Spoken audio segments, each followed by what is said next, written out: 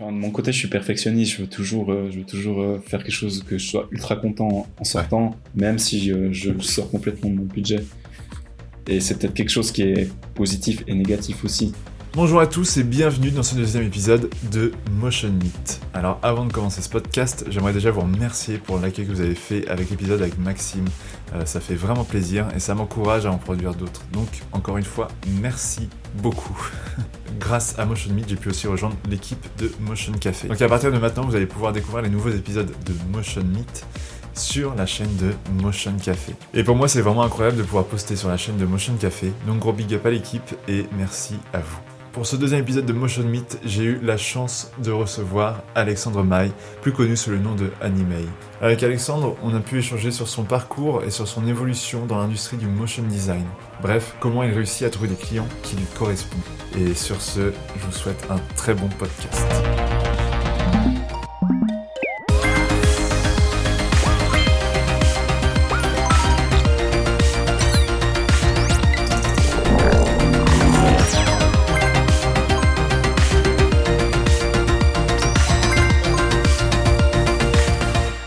Eh ben bonjour Alexandre. Salut Paul. Comment est-ce que tu vas ? Je vais bien et toi ? Bah écoute, ça va, la forme. Est-ce que je te laisse te présenter pour ceux qui te connaissent pas ? Présenter un peu ton parcours, qui tu es, comment tu t'appelles ? Ok. Alors, je m'appelle Alexandre Maille, je viens de Suisse, j'ai 34 ans et je suis motion designer, on va dire professionnel depuis 5 ans environ. Depuis 5 ans, ouais. Ouais. J'ai bossé, je viens plutôt au tout début, j'avais démarré dans le cinéma et la télé en fait, jusqu'à mes 25 ans. J'ai voulu changer en fait entre deux. J'avais touché un peu à After Effects durant un stage dans une télé, puis j'avais trouvé super quoi. Et c'était quoi ce stage du coup ? Bah en fait c'est une petite télé locale en Suisse qui permettent de faire un stage d'une année environ, et puis en fait ils te forment sur caméra, montage, un petit peu de. Ouais, tu touchais à tout quoi. Ouais, tu touches à tout, mais il y a pas vraiment d'After Effects. Mais il y avait un mec dans la télé qui faisait tous les habillages graphiques, et puis du coup il m'a montré 3 trucs, j'ai commencé à kiffer le truc, et puis c'est ça qui m'a mis la puce à l'oreille d'After Effects. Et puis j'ai commencé à toucher aux tutos, des choses comme ça, donc ça c'était il y a bientôt 10 ans, tu vois. Ok. Donc tu vois les tutos de l'époque. ouais, après voilà, c'était Andrew Kramer, tout ça. Ouais, exactement, au début, quoi. On connaît. Ouais. Et puis après j'ai continué à bosser un peu dans ce milieu plutôt technique, caméra. Ouais. Et puis j'ai un peu décroché, j'en avais un peu marre, et puis je me suis dit je vais l'animation m'intéressait énormément. Je me suis dit il me faudrait peut-être une formation. On travaille tout le temps de faire une formation, enfin souvent quand t'es jeune, et du coup je suis parti moi je viens du Valais à la base, qui est un petit canton, donc c'est un département suisse. Ouais. Et puis je suis parti sur Lausanne, qui est un peu plus grand, qui est plus une ville un peu. Ouais. Et là il y a des écoles, une école d'art qui soi-disant formait en fait à After Effects. En fait, pas du tout. Et en fait, je devais avoir des cours d'After Effects, par exemple, et on avait une prof qui était censée être là en 2e année. En fait, elle s'est pété le poignet durant la formation, enfin, juste avant. Ils l'ont pas remplacé, puis ils l'ont remplacé par du web, tu vois. Ok, ouais, merde. Ouais, c'est la grosse déception. Ouais, tu passes, tu vas exprès là-bas, juste, t'as la prof qui est pas là, quoi. Exact, ouais. Et puis, ils l'ont même pas remplacé par une personne qui faisait de l'after, quoi. Donc, j'étais assez deg. Tu m'étonnes. Et j'ai eu un cours, un workshop de cinéma 4D, donc ça, c'était cool. Mais tu vois, sur 3 ans, c'était une semaine. C'est tout.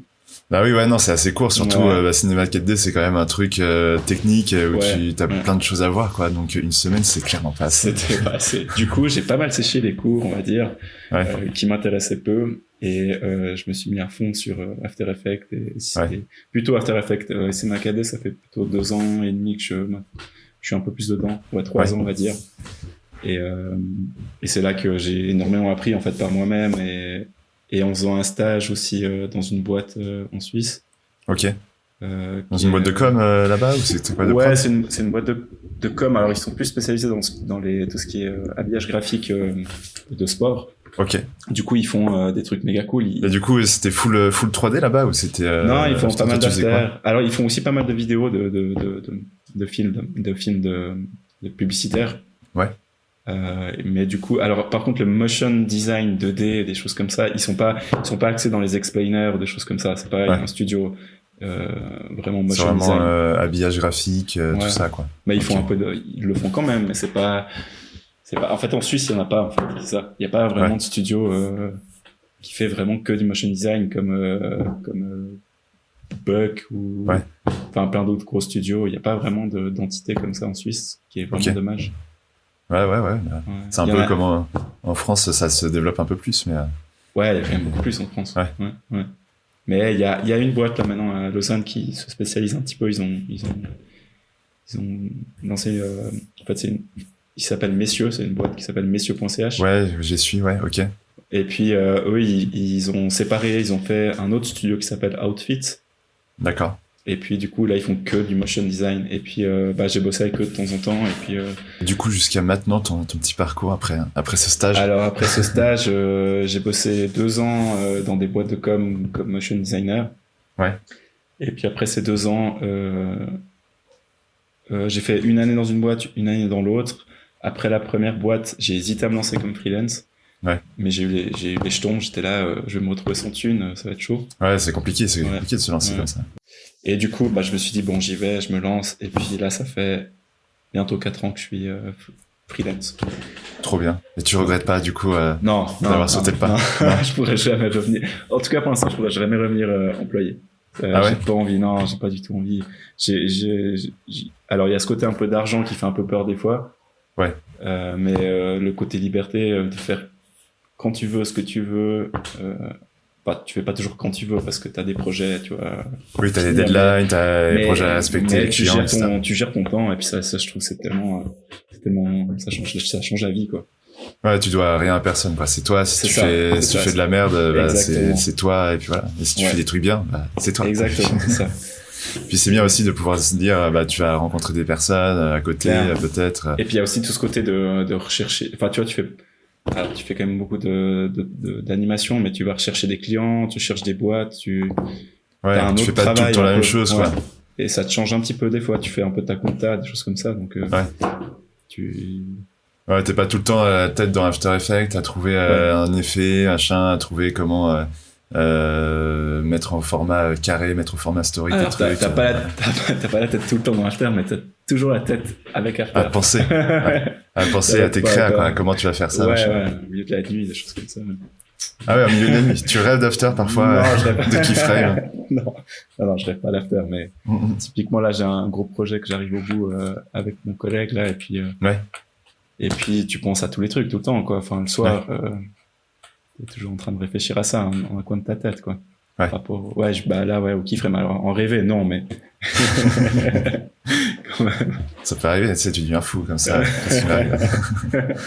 À la Indiana Jones, tu sais, t'as la Keyframe qui tourne derrière toi, tu vas t'écraser.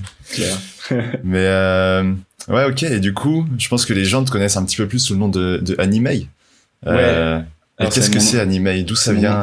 C'est mon blaze. C'est mon nom de C'est ton blaze.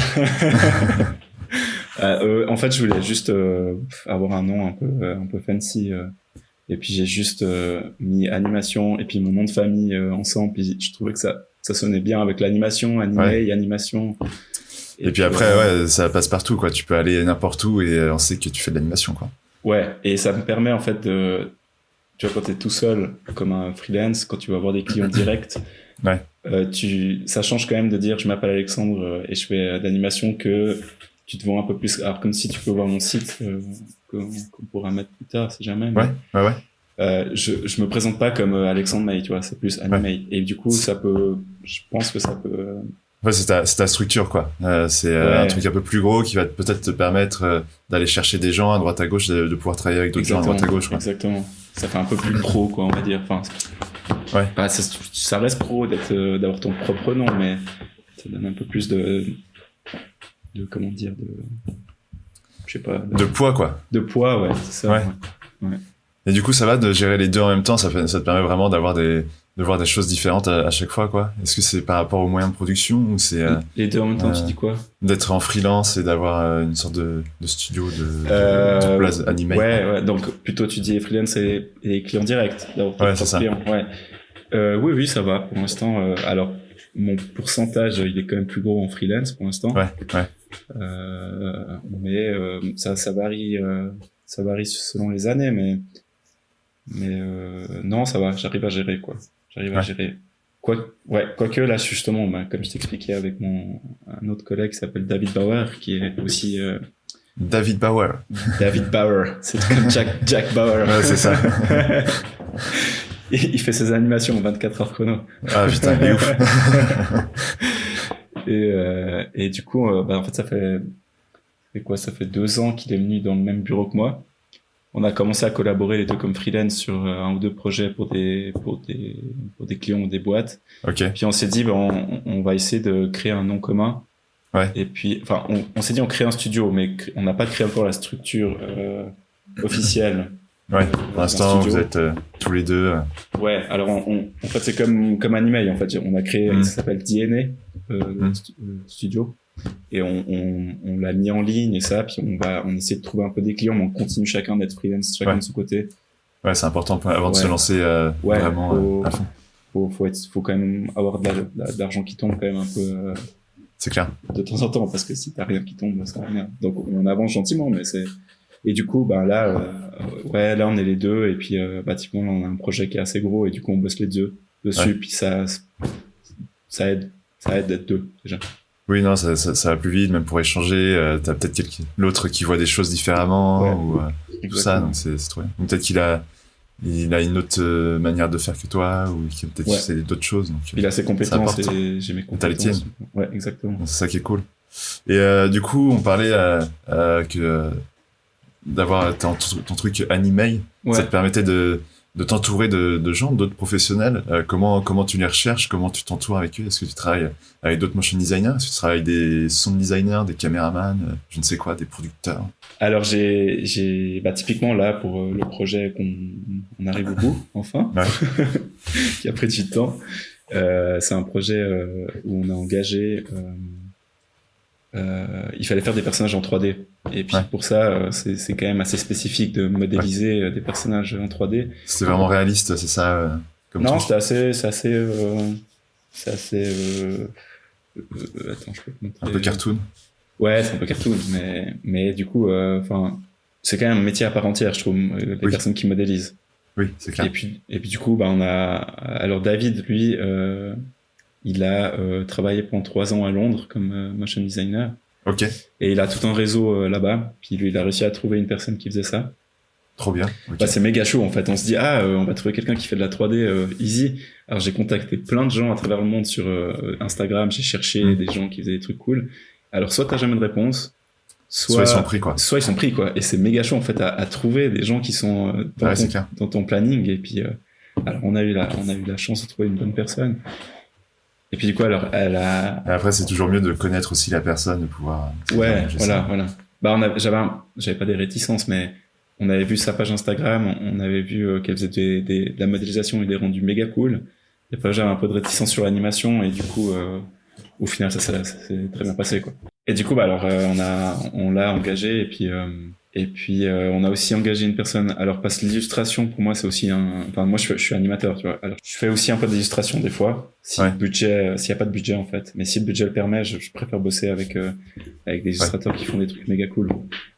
C'était quoi le dernier le dernier illustrateur avec qui t'as fait un truc hyper cool dernièrement, un gros projet que tu pourrais nous parler un peu? C'est intéressant. À fond. Alors je peux te parler du projet des loot box. Tu vois ce que c'est les loot box? Les loot box, c'est ce qui t'arrive tous les mois, non, c'est ça? Non, les loot box, c'est dans les jeux vidéo en fait les packs que tu reçois en fait, que t'achètes pour des costumes, des pouvoirs en plus. Puis en fait c'était une association de prévention en fait qui a commandé ce film pour parler des problèmes en fait des addictions par rapport à ça. Ok. Pour les parents, des choses comme ça, parce qu'ils connaissent que dalle à ça, tu vois, les parents ils sont un peu largués par rapport aux jeux vidéo. Et puis je mettrai des images là en même temps ouais. qu'on parle. Du coup, c'est celui-là. Donc ça, c'était un des tout derniers projets où j'ai collaboré avec Bulma, qui s'appelle Bulma Illustrates, qui est une illustratrice qui est à Malte. Elle est fan de Dragon Ball ou Pourquoi? Non. Bulma dans Dragon Ball, tu Ah non. Non, je suis pas. J'ai pas. Enfin, je connais ce que c'est, mais j'ai pas trop accroché dessus. Revenons au lootbox. Bulma, du coup. Du coup, Bulma et elle, alors typiquement, en fait, sur Instagram, je regarde, je cherche, en fait, des fois, je vois un projet qui a été fait en motion design par rapport à des studios que je suis, des choses comme ça, puis je vais chercher, en fait, qui a fait les illustrations. Et c'est comme ça, en fait, je les enregistre à chaque fois, toutes les personnes que je trouve, que j'aime beaucoup, que j'aimerais bien travailler avec, je les enregistre dans un fichier Excel, je les contacte, et puis je lance la discussion de par rapport que c'est cool ce qu'elle a fait, la personne, et puis après, dès que j'ai un projet, j'essaye de voir le budget, et puis de voir si on peut bosser ensemble. C'est trop bien.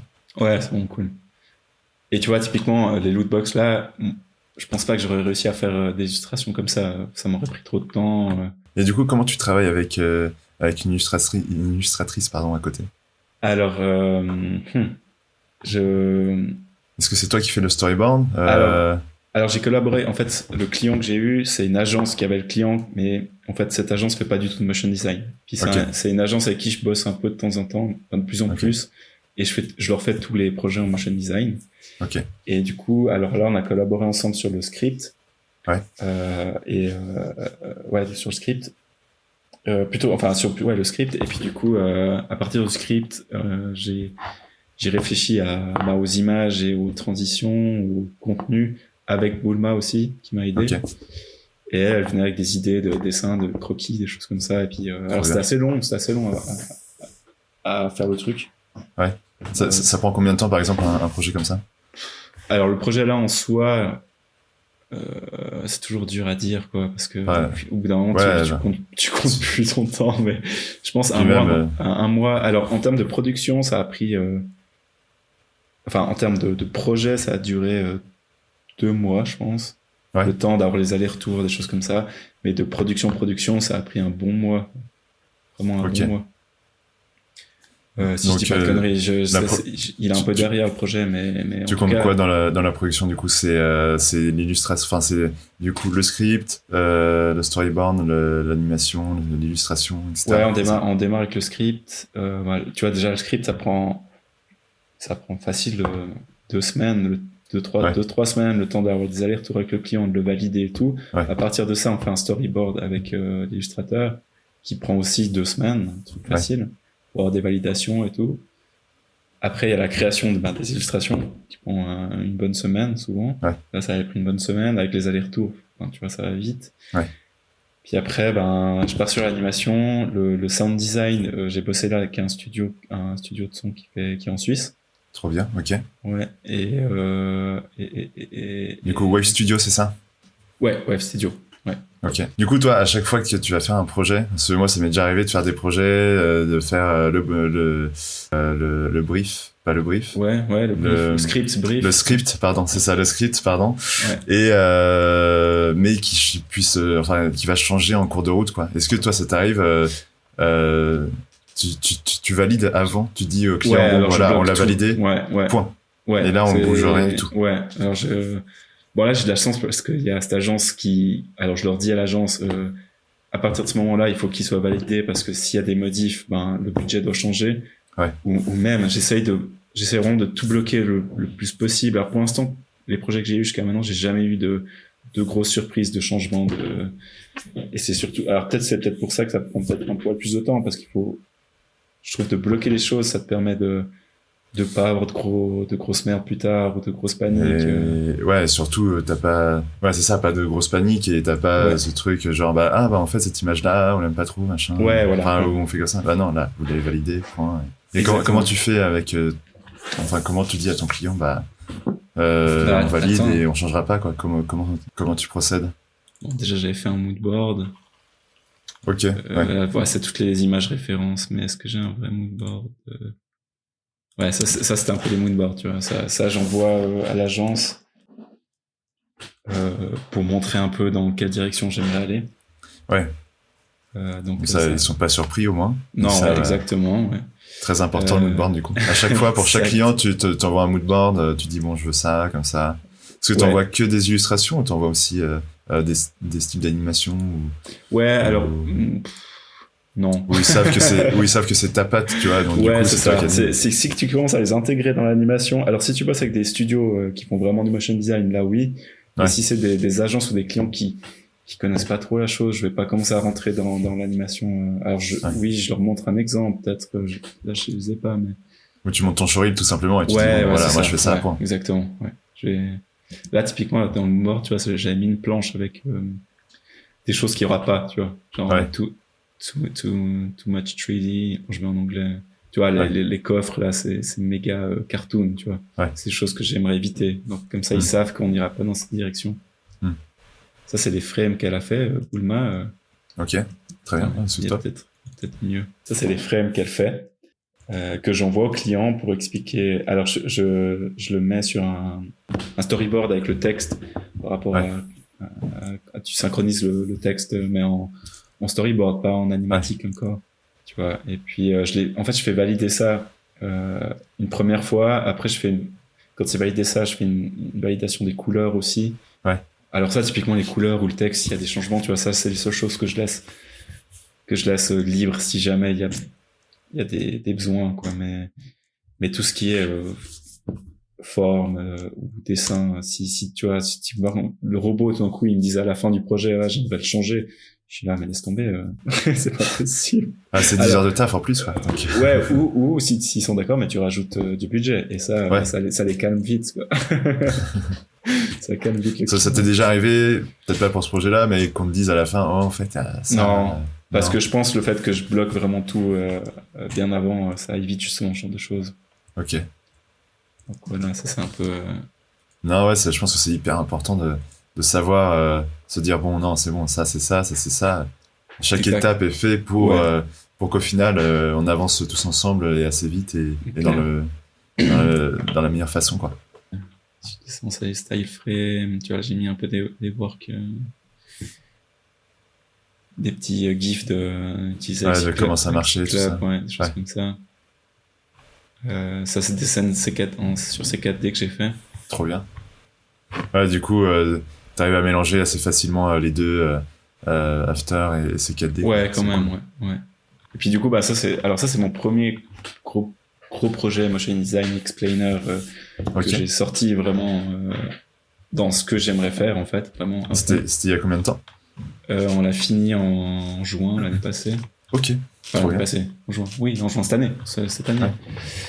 Puis du coup, il a été sélectionné il te sélectionne en Behance dans des pages et du coup c'est trop cool, c'est trop gratifiant. Du coup, tu vois ça. Je suis là, je suis à côté des studios, machin. Claire, puis tu montes ça après des studios, t'en vois, et puis ça donne du poids aussi à côté de motion designer. Donc, trop cool. Et trop cool. Et du coup, comme on dit, là, toi, c'était ton premier projet comme tu voulais. Et comment t'arrives, explainer comme tu es à ta sauce, quoi, comme ce que tu veux faire. Et comment t'arrives du coup à aller chercher ces clients-là? Est-ce que c'est eux qui viennent à toi ou est-ce que c'était un coup de chance et t'as quelqu'un qui est venu qui t'a dit bon machin, enfin bon Alexandre, t'as choisi pour travailler là-dessus, quoi. Non, je pense c'est au fait par rapport à ce que je montre dans mon showreel et ce qui se fait aussi maintenant, tu vois, les explainers, ça marche quand même pas mal. Ah oui, non, c'est clair. Après, t'as différents niveaux d'explainers, tu vois. C'est ça, ouais, exactement.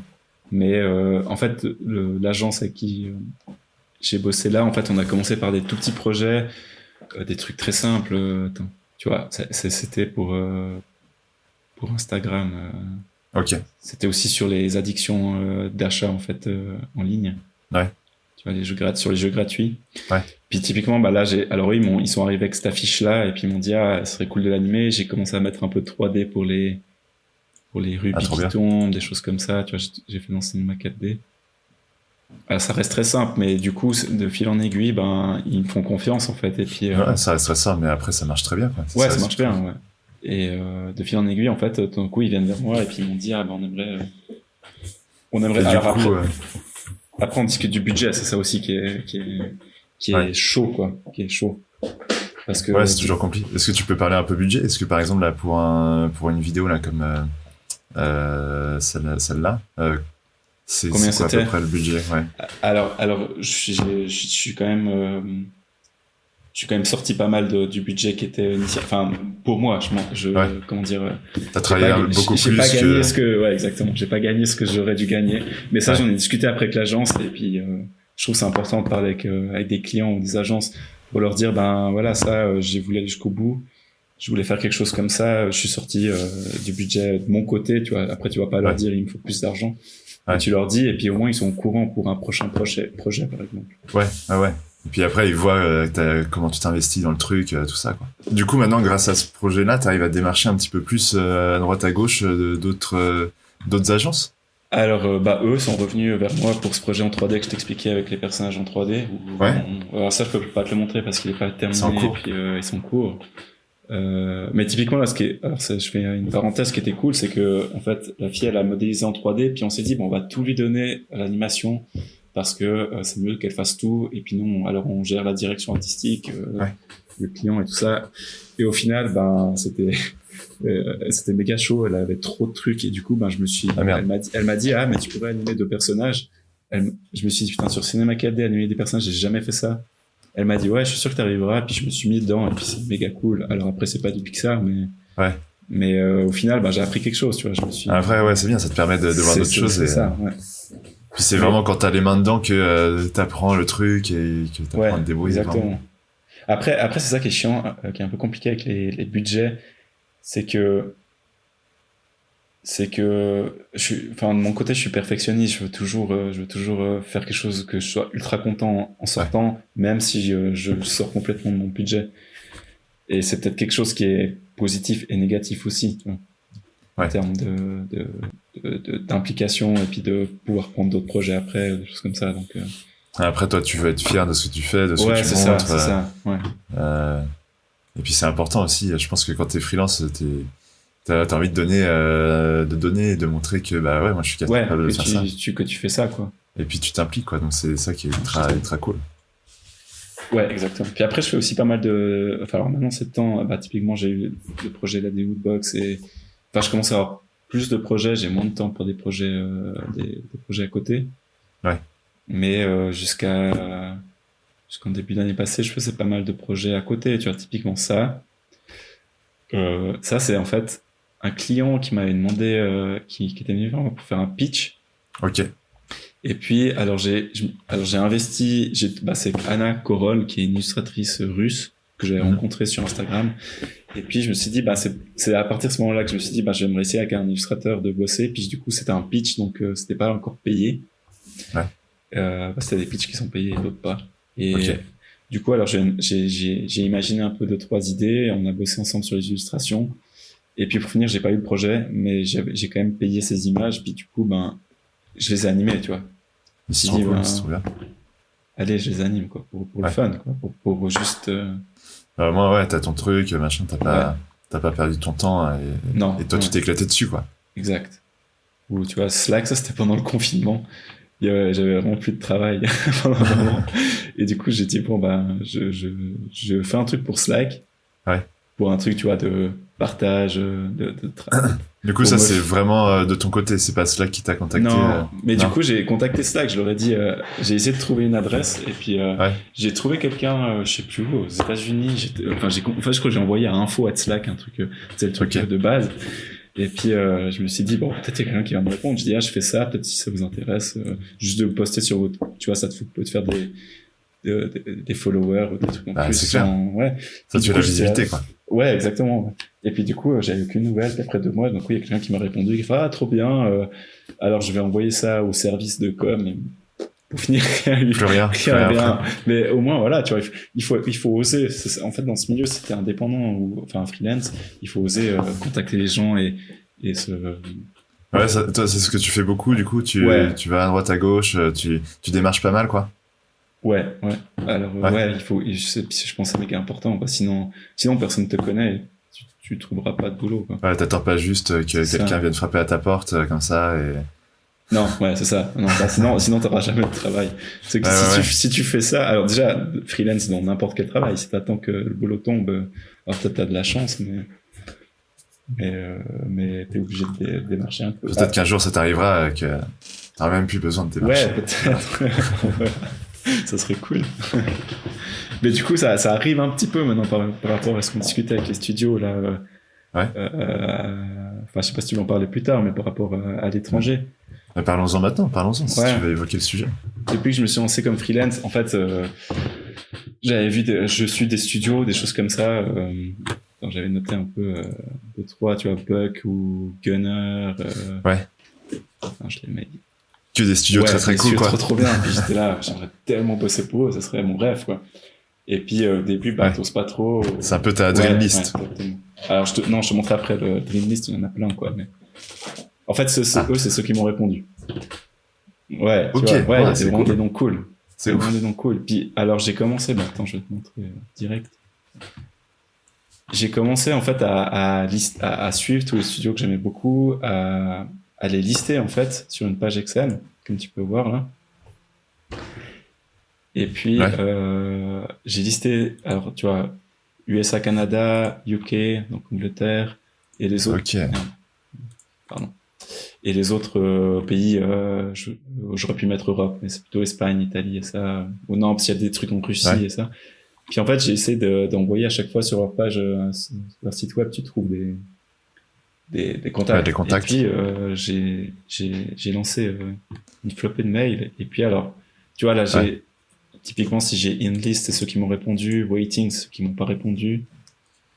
J'ai mis leur site. Le tarif, c'est si j'aurais annoncé mon tarif ou pas. Ok. J'ai mis le pays où c'était, et puis le dernier mail, j'essaye de mettre à jour. Je mets pas tout le temps à jour, mais dès que j'ai une réponse, je mets quand est-ce que j'ai reçu la dernière réponse pour savoir quand est-ce que je les relance ou pas. Et Ok. C'est cool, ouais, c'est ouf. et du coup, alors je me suis dit, au bout d'un moment, j'ai dit, j'essaye, j'envoie. Quand j'avais un peu plus confiance en mon travail et ce que je faisais.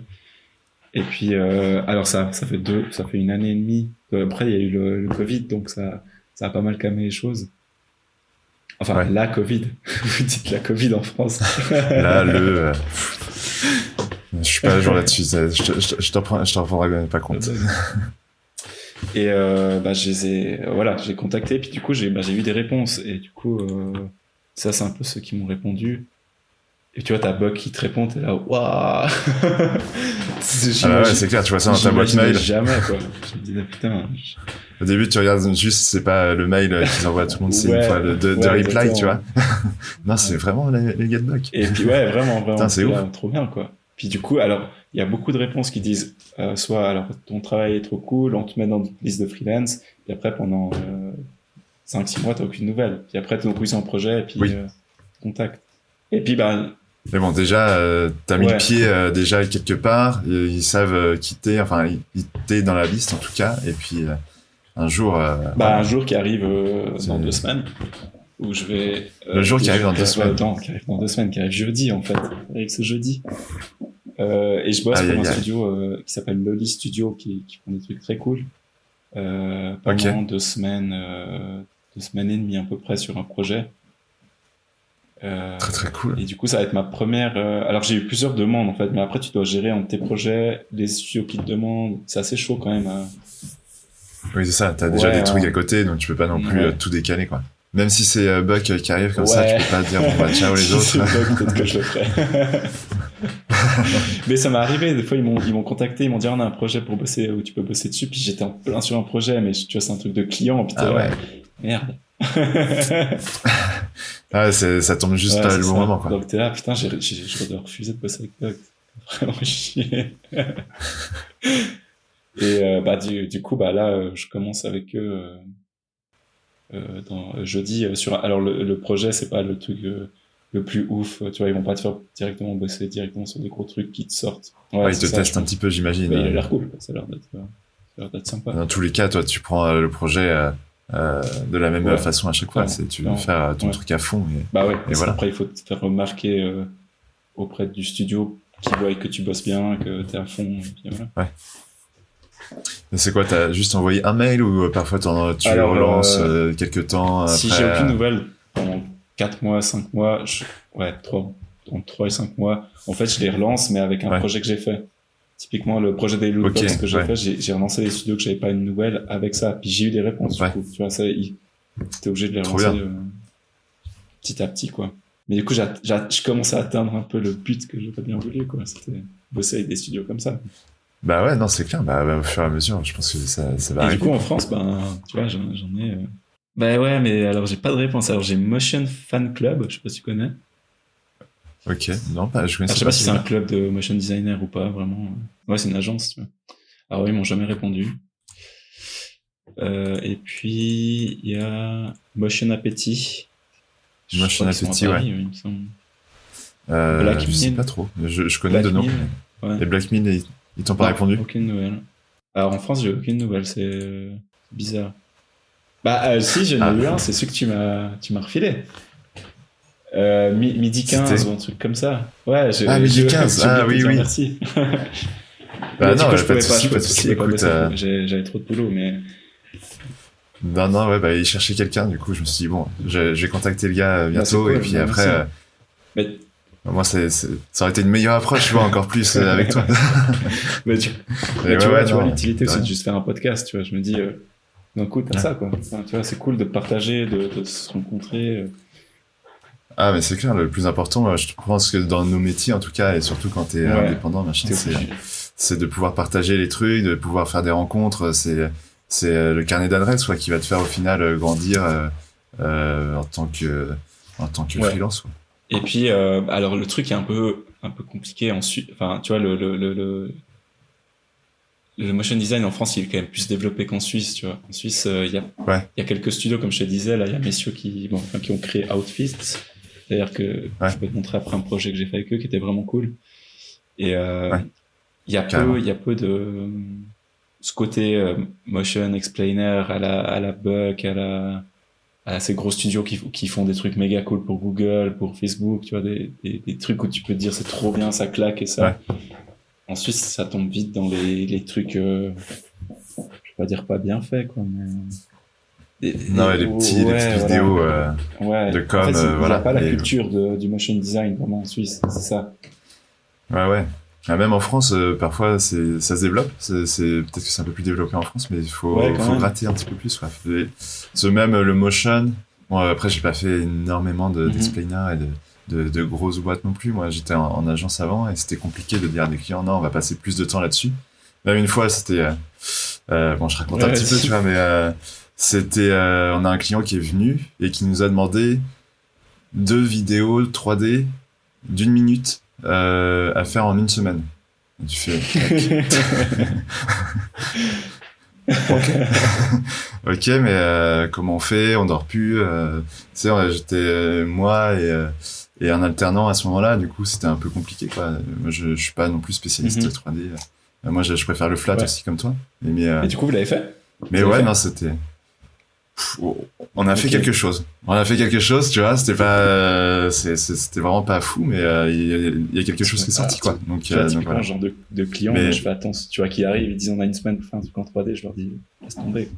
Mais bon, après, quand t'as besoin d'argent, tu vois, c'est ça. Ouais, après c'est compliqué. Mais bon, voilà, c'est ça, les clients, parfois se rendent pas compte, du temps que ça peut prendre, tu peux pas faire ça en 1 minute, même le logiciel, la 3D, j'ai rien qu'une image, parfois ça prend 5 minutes à exporter. T'en as 10 000, enfin t'en as 1000, tu fais quoi? Clairement, c'est l'horreur. Puis il y en a beaucoup qui sont comme ça. Donc compliqué. C'est justement, toi t'arrives un peu à éduquer un peu plus tes clients là-dessus. J'essaye, il faut réussir à leur expliquer que ça vaut tant. Parce que si t'arrives à faire un truc, il dit, j'ai 3 000 €, et puis au final, il s'attend à un truc méga bien. Enfin, plus t'as un gros budget, plus tu peux te dire, ok, on va faire quelque chose de bien, et je sais pas si je suis clair, mais... Ah oui, non, c'est clair.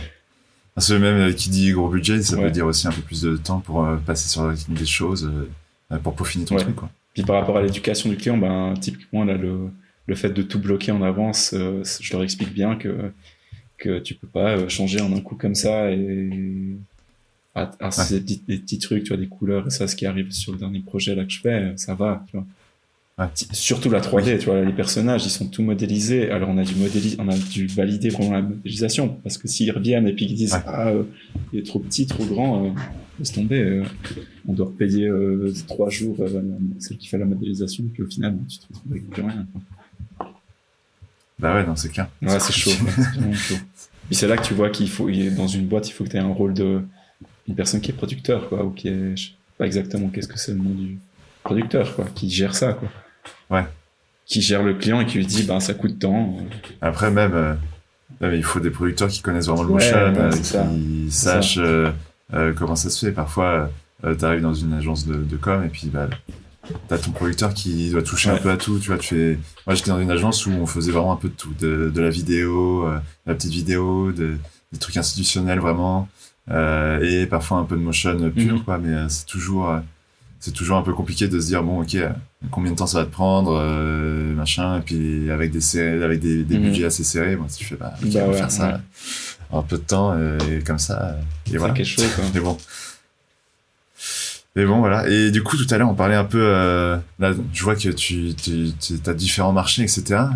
Comment ça se passe, toi? Est-ce que tu as tu sens des différences entre la Suisse quand tu travailles en Angleterre, quand tu travailles, est-ce que le niveau d'exigence est différent? Je sais pas.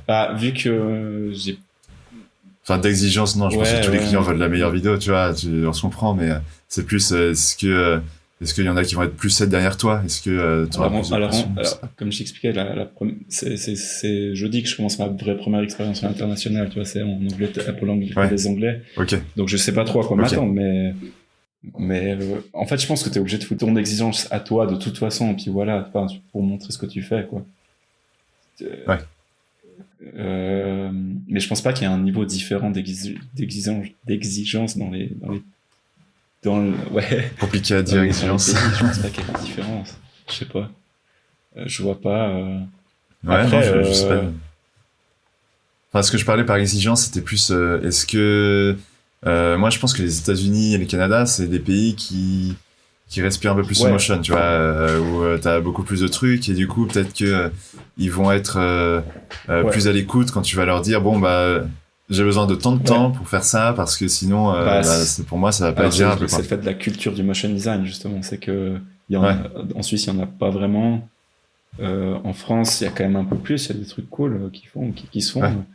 Mais oui, je pense que les studios qui font, tu regardes sur le tableau Excel que je t'ai montré, il y a quand même beaucoup de studios à l'étranger qui sont en Angleterre, en Italie il y a des studios méga bien, en Espagne. Un peu partout. Et alors après, par rapport au salaire, c'est ça qui est chaud à gérer parce que ce que je t'expliquais l'autre jour quand on en parlait, c'est que le tarif que je fais moi quand je bosse pour des agences en Suisse, c'est environ 500 € la journée.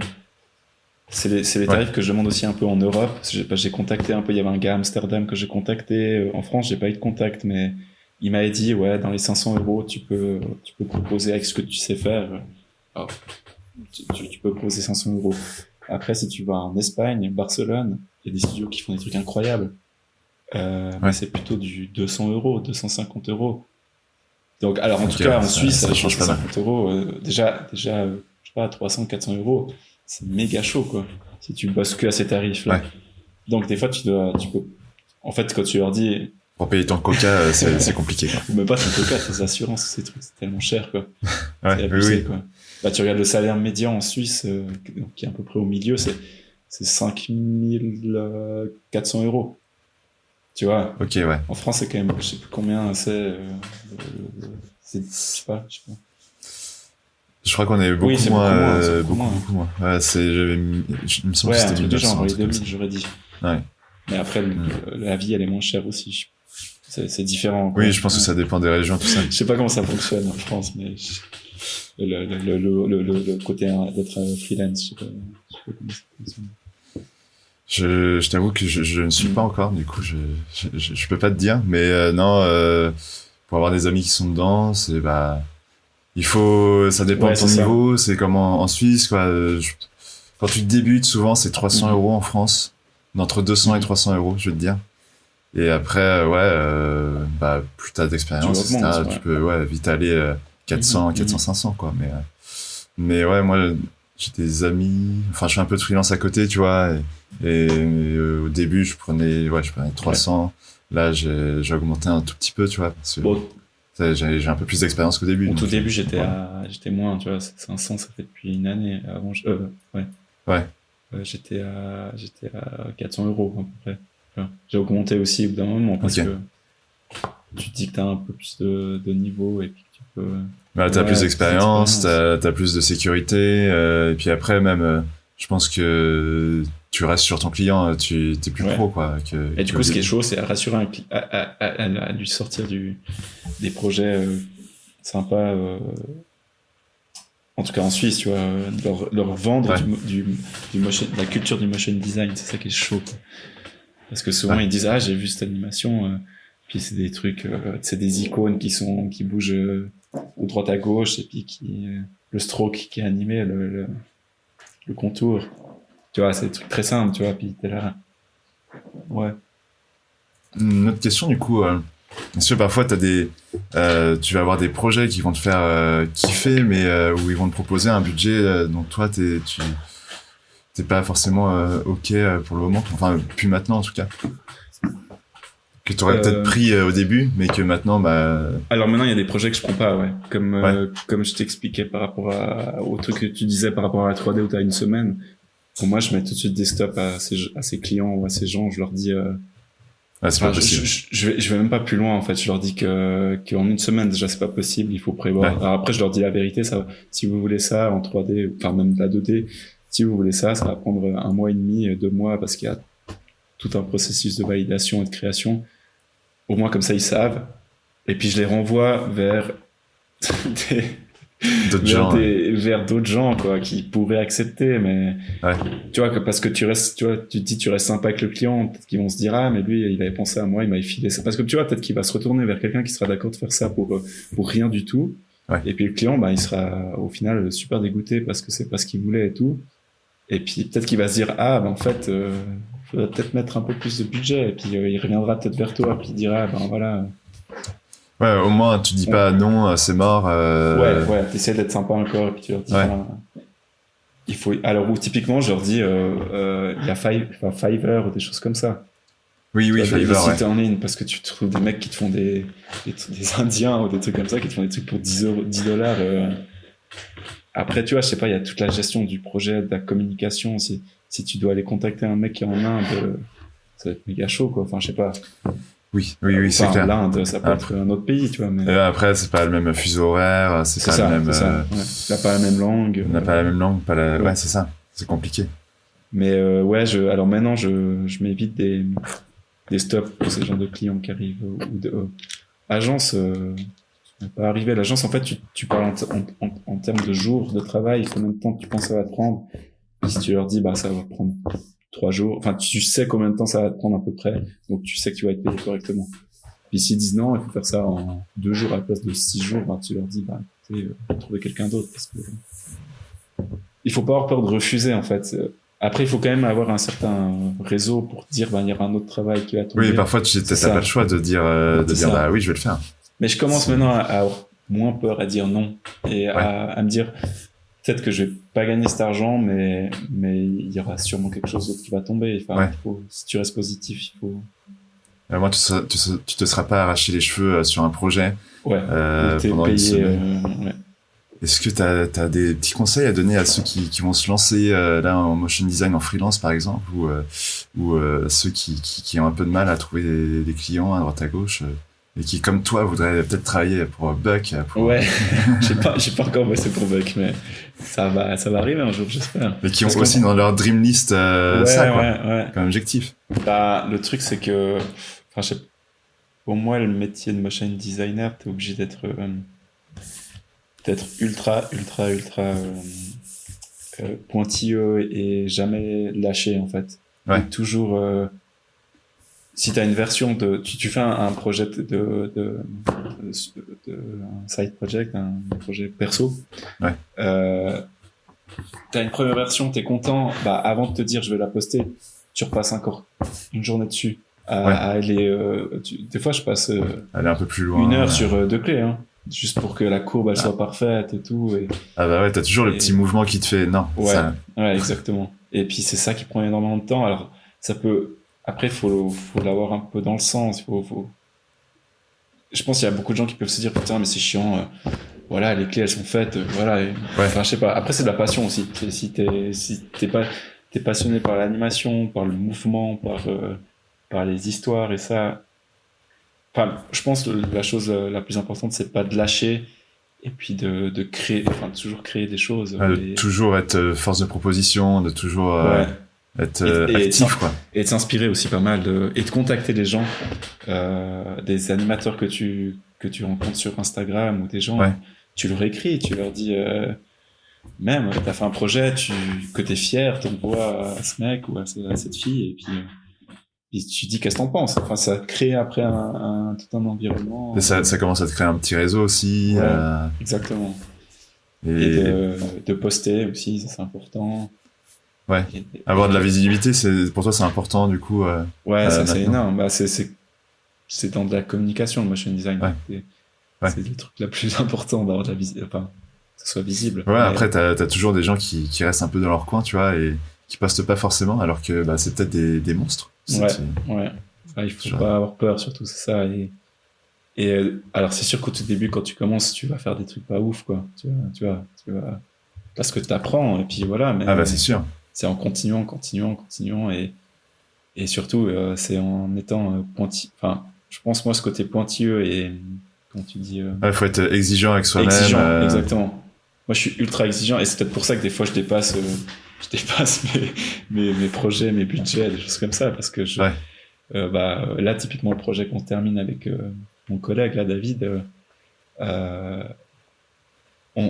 j'ai animé ces personnages en 3D, puis c'est la première fois que je le faisais, puis en fait, au bout d'un moment, lui il me dit, mais il faut qu'on arrête, parce qu'il faut elle passe au rendu, ou des choses comme ça, et puis je suis là, mais non, mais je m'en fous, je vais rester jusqu'à 11h du soir au bureau, il faut que ce soit bien, quoi. J'ai pas envie de sortir un truc où j'ai tellement passé de temps, et me dire, bon, au final, le rendu est... Ouais, en fait, même pour toi, tu te dis, bon, si j'ai laissé ça, je vais pas me sentir bien, quoi. C'est ça, ou...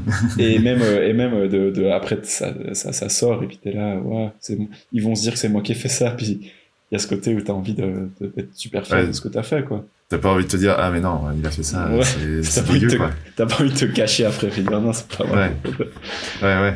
Mais alors toujours sortir quelque chose du coup dont t'es fier, dont t'es d'accord avec, même si tu vas faire une nuit blanche. Alors maintenant j'en fais plus beaucoup.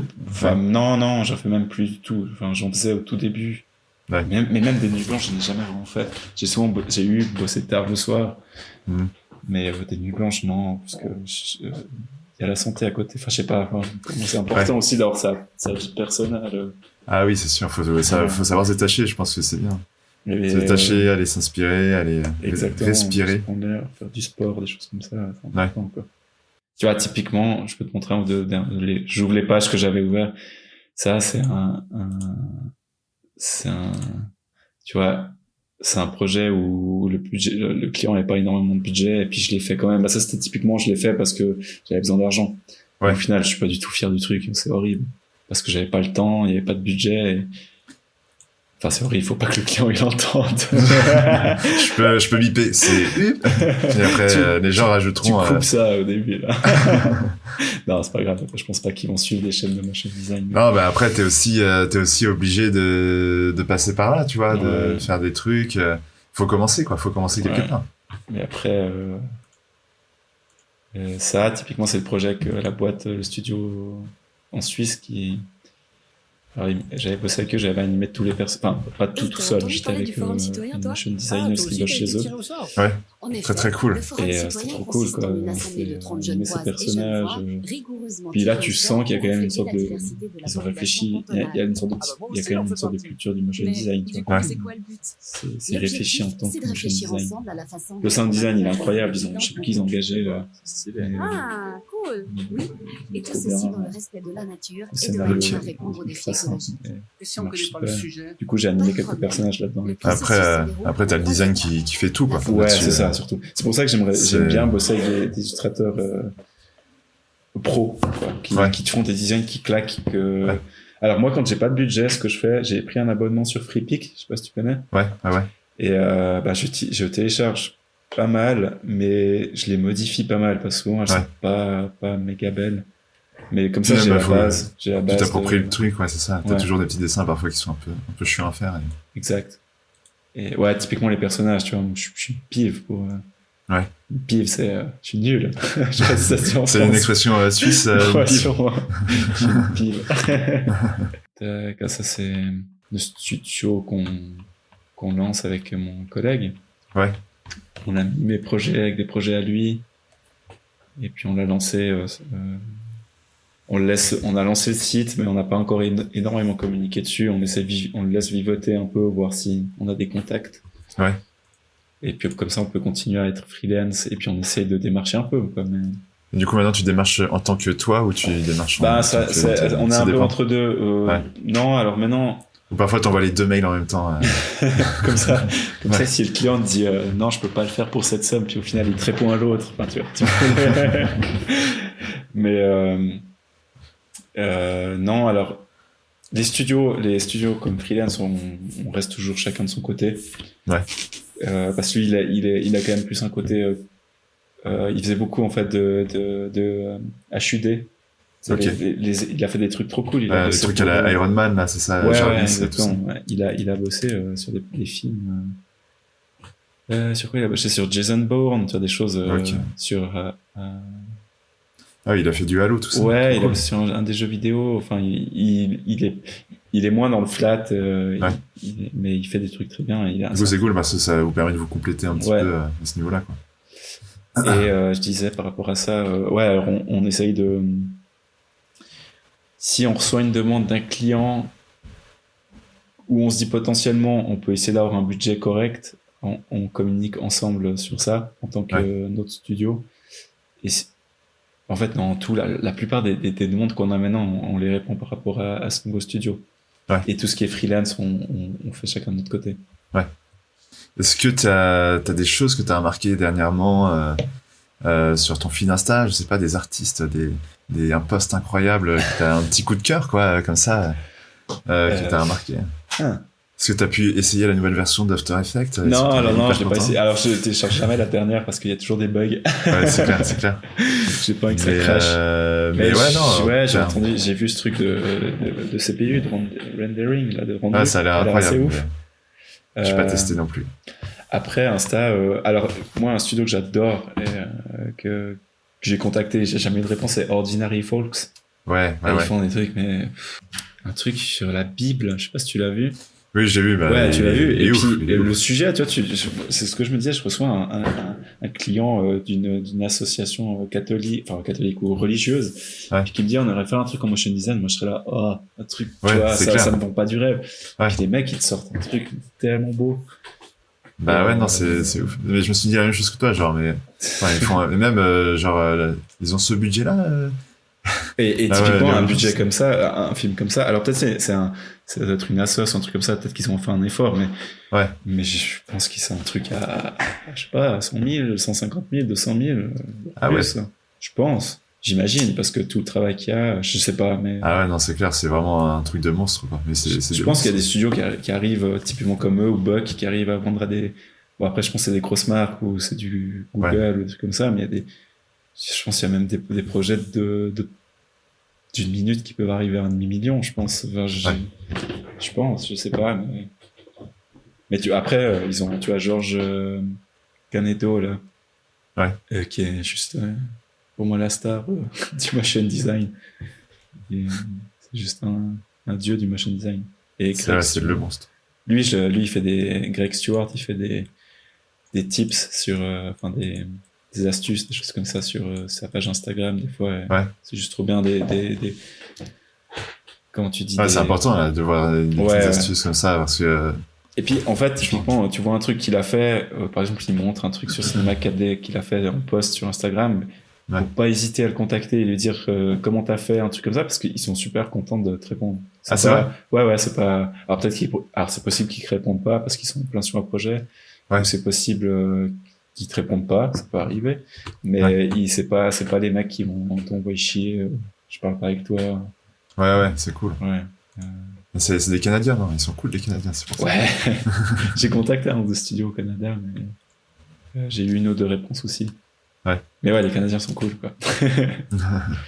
Et puis de poster aussi là, je prends juste ma page, mais tu vois, les trucs là, c'est Cyclope. Ouais, avec Cyclope, ouais. Et c'est cool, c'est toujours cool de voir comment c'est fait. Et je pense aussi les studios, ils aiment bien ça aussi. Et ça démystifie un peu le truc aussi pour ceux qui regardent le truc. Mais ouais. Surtout, on voit que c'est assez propre, quoi, comment tu t'organises, machin. Je pense que c'est important pour les studios de voir. Ouais, clairement. Ouais. Que t'as pas 3 milliards de courbes qui passent à droite à gauche. Et des trucs incompréhensibles. Et puis maintenant, je commence à me sentir plus à l'aise dans cinéma 4D.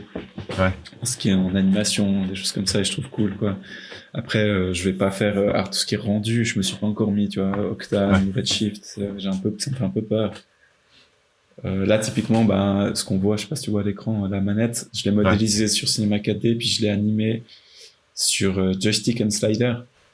Ok, et t'as fait comment là? T'as fait un lien entre les deux? Ouais, j'ai lié les positions. Attends, quand j'ai fait? Je suis en train de me réfléchir. Ou peut-être je l'ai modélisé dans Cinema 4D, je l'ai importé dans Element 3D. Ouais. Et puis à partir de ça, j'ai fait ça. Puis après, à partir d'Element 3D, j'ai pu lier les positions au slider. Ouais. Et du coup, je trouvais plus simple de pouvoir modifier comme ça. Bah ouais, c'est clair. Trop bien. Ouais. Et cool. de toujours regarder. Il y a tellement de scripts, mais c'est toujours bien de suivre typiquement AE-script, des choses comme ça. Parce qu'il y a des fois des trucs t'as toujours les petits, les nouveaux scripts qui sortent ou les petites astuces avec ce qu'ils ont déjà, quoi. C'est un truc qui me fait un peu peur des fois pour l'avenir, dans le sens que tu vieillis. Ouais. Et est-ce que, tu vois, là, j'ai 34 ans. De plus être à jour. Ouais, c'est ça, tu vois, à 50 piges, est-ce que tu auras autant d'énergie à aller passer 5 heures sur des clés et puis être toujours à jour sur les trucs. Ouais. Puis tu vois, maintenant t'as ce truc de métaverse qui sort, tu vois, de Facebook. Ouais. Après, moi j'y crois pas trop à leur truc, mais c'est quoi ça? J'ai pas du tout suivi le métaverse. C'est Facebook qui parle de cet univers en ligne qui va remplacer Internet et puis en fait tu choisiras. Ah oui, c'est genre Ready Player One, quoi. Ouais, exactement, c'est ça. Ok. Et franchement, pour qu'on arrive là. Je pense que ça sera dans 200 ans, quoi. Si on a encore envie, quoi. Ouais. J'espère. Hein. Mais du coup, ouais. C'est un peu ça qui fait un peu peur, mais je pense, faut rester positif et. Après, tu verras avec l'avenir. Tu auras toujours toutes tes connaissances, tu auras toujours tous tes trucs, et puis ça se trouve. Puis peut-être je serai engagé chez Ordinary Fall. Voilà, c'est ça. Tu sais pas de quoi l'avenir est fait. Hein. Ça se trouve, tu seras totalement autre chose.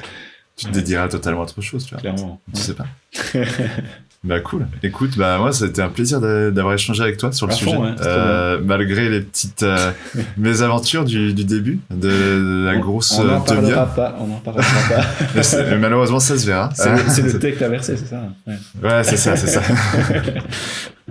Non, ouais, c'est pas grave, on ne verra pas pendant. Ouais, clairement. Je préfère qu'on voie ce que je fais que ma tête. C'est sûr. J'espère que ça va continuer. Ce que tu fais, c'est vraiment cool. Je trouve vraiment bien. Ouais. Merci. C'est une très bonne idée. Et puis, tu vois, il y a des podcasts qui se font à l'étranger qui fonctionnent super bien. Et je trouve cool. Et tu vois, je trouve même cool que, tu vois, même que j'habite en Suisse, c'est cool qu'on. Tu vois, je suis pas dans le marché français, mais c'est cool de. Après, ça montre aussi les différences, des choses comme ça. Donc c'est cool. Oui, c'est ça. Et puis après, c'est. Tant que tu peux parler français tranquillement, moi c'est plus avoir un podcast francophone quoi qui est cool, et puis c'est plus ou moins le même marché, on reste en Europe, tu vois, tout ça.